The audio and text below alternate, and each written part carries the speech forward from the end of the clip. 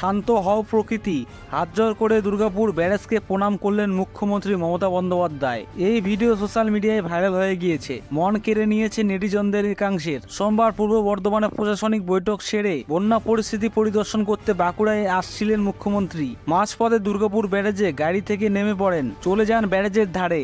জলের উত্তালে স্রোতের দিকে কিছুক্ষণ তাকিয়ে থাকেন। সেই সময় বেশ জোরে হাওয়া বইছিল, তারই মধ্যে হাত জোড় করে তাকিয়ে থাকেন দুর্গাপুর ব্যারেজের জলের দিকে। মাথা নত করেন মুখ্যমন্ত্রী।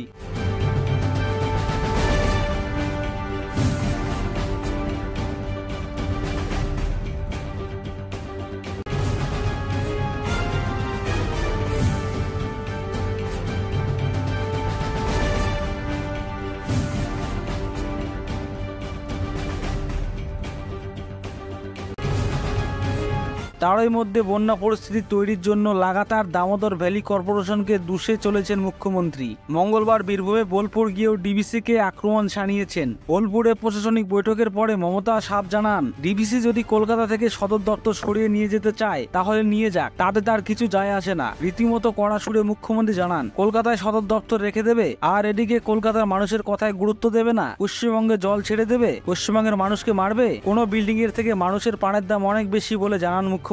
সেখানেই থামেননি মুখ্যমন্ত্রী, তিনি দাবি করেন ডিভিসির কারণেই প্রতি বছর বাংলায় বন্যা হয়। ম্যানমেড বন্যা হয় বাংলায়। পশ্চিমবঙ্গে যে বৃষ্টি হয় সেটার কারণে বন্যা হয় না, ঝাড়খণ্ডে যে জল থাকে সেটার কারণেই প্রতি বছর পশ্চিমবঙ্গে বন্যা হয় বলে অভিযোগ করেন মমতা। তিনি বলেন, জল ছেড়ে যারা মানুষকে মারে আমরা তাদের চাই না। প্রতি বছর ডিভিসির জল ছাড়াই ম্যানমেড ফ্লাড তৈরি করা হয়।